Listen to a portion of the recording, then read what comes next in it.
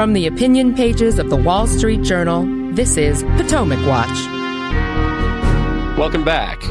Let's turn to what else is happening in the Senate. The Journal today has an editorial called Dick Durbin's Plan to Fix Credit Cards on a bill that the Illinois senator is pushing in Congress's lame duck session. This is the Credit Card Competition Act. Monet, you've looked at this. Can you give us a sense of what this bill intends to do and then what it would actually do? Sure. Well, this is a classic example of consumer protection in the Elizabeth Warren, Dick Durbin mold, in the sense that they identify what looks on the surface like a grave problem in the way that companies and markets operate, and then propose a solution which actually would be completely counterproductive and make it much harder for consumers to be able to transact in the ways that they want and need. So the bill that Dick Durbin is proposing would require retailers to accept credit card transactions processed by at least two of the major networks. So the two big networks are Visa and MasterCard, except it includes a provision that requires one of the two networks that they process to be an alternative, say someone like Discover or American Express. And the idea is that the two big networks have such a huge market share that they're able to inflate the fees that they charge to these retailers. And if there's more competition, Dick Durbin says, that is going to lower the rate of these swipe fees, and then that's going to end up in turn lowering costs to consumers on the prices that you pay for things that you buy at the store. The problem is that we've already seen this play out in exactly the same way that Dick Durbin's now proposing to do with debit cards 14 years ago when Congress passed Dodd-Frank. So that limited the fees that the networks are able to charge, and yet it didn't actually reduce consumer prices at all. It just turned out that the retailers kept the savings when they were able to pay smaller fees to the networks. And because the networks were collecting a smaller amount of fees, that forced them to get rid of the reward points that they would usually give to consumers every time you swipe your debit card. And so a lot of the card issuers and a lot of other groups are warning that exactly the same thing will happen with credit cards now. It's a huge industry, of course, most of our listeners will know, of getting these rebates in the form of points every time you use your credit card. But if these swipe fees are lowered by this overarching regulation from Congress, they're not going to have that additional revenue to be able to rebate in the form of points. Kim, this strikes me as a classic example of failing to ask the question of economics, which is what happens next.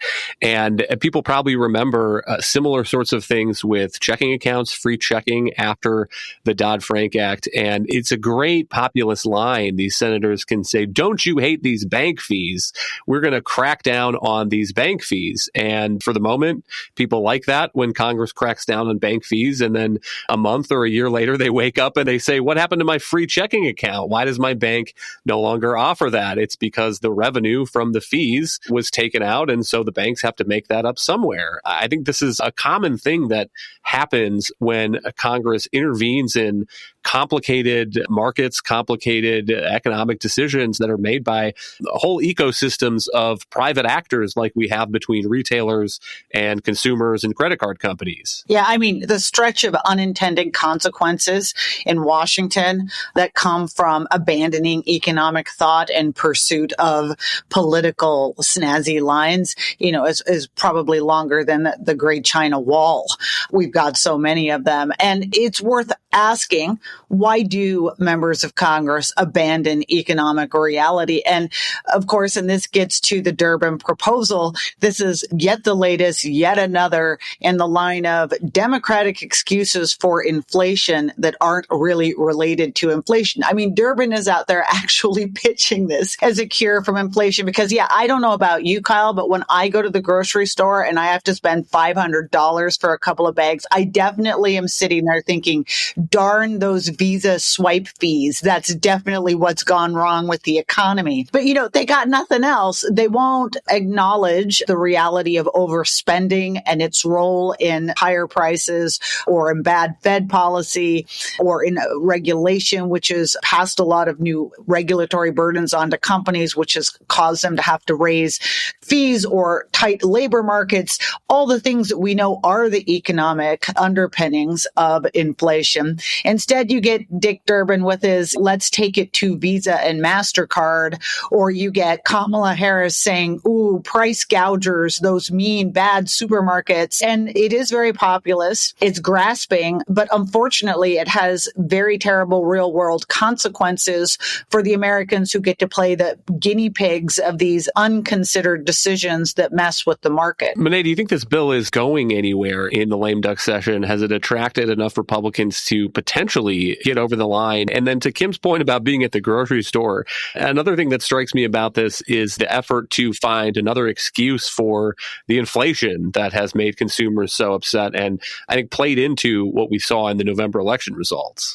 Right. Well, the bill is likely not going to get over the finish line. It does have one Republican co-sponsor, Roger Marshall from Kansas, who has embraced it and pitched it in exactly the same populist terms as Dick Durbin, who's the main author on it. And I think that he is part of this contingent of Republican senators who do embrace some of these bad anti-market ideas because they think that it appeals to their base and have abandoned some of the more free market economic thinking that helped to make the first Trump term so successful.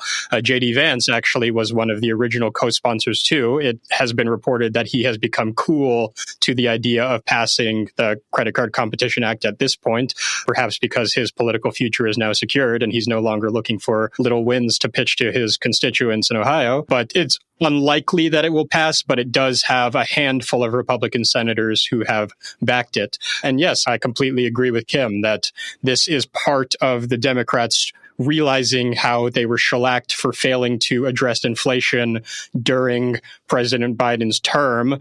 They had pitched quite a lot of measures like going after oil companies for price gouging, going after grocery stores for price gouging. And because they don't actually have an agenda that will create supply side reforms in the economy, the only thing that they can do is try to put some of these anti-corporate actions on the table to suggest that we're taking the fight to these companies who are really causing inflation, but there's no indication that American voters and consumers are buying it. Kim, we'll give you the last word on a subject we talked about yesterday. This is the effort by Senate Democrats to confirm and fill judicial vacancies with President Biden's nominees before the new Congress comes in early January, and add two more to the list. On Wednesday, a district judge for the District of Columbia was confirmed 50-49. Also, a district judge for the Eastern District of Washington, 50-48. Joe Manchin of West Virginia voted against one of those nominees. Kyrsten Sinema voted against one of those nominees. So if all Republicans had been there, been together, potentially those appointments could have been blocked, but there were absences by Senator Ted Cruz and Senator Mike Braun of Indiana, who was recently elected the governor of Indiana. And I grant that getting ready to be inaugurated as the governor of Indiana is an important gig. But Kim, what do you make of this? The fact that all these nominees are getting through Senate confirmation, given the narrowness of the Senate and Democrats voting no, one or two on some of these nominees, and yet they're getting through because Republican senators are not in D.C., not in the chamber, not there to vote no. And let's be clear, this wasn't a case of they might have been blocked. They would have been blocked if Republicans had shown up, because it would have, in both of those cases, made it a 50-50 vote. And Kamala Harris was, in fact, not available to cast a tiebreaker on those votes. And so it would have been a Republican block. This is ridiculous. It's absolutely insane. I appreciate that people go on and take new jobs, but you need to fulfill the one that you've already been in. The voters expect you to do that. And what elevates the stakes in this as well, too, obviously, is that these are lifetime appointments to the courts. It's not as though you're confirming someone who's going to be there 2 years or 4 years. It's forever, or at least until they decide to step down or leave.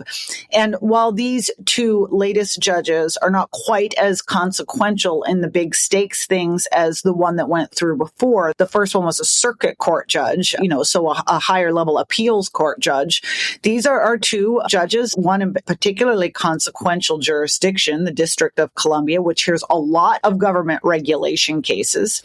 And the other thing is for every one of these positions that is filled, it is one less position that Donald Trump gets to fill with a jurist who is much more in alignment with conservative and free market principles. I think there ought to just be a ton of bricks getting rained down on these.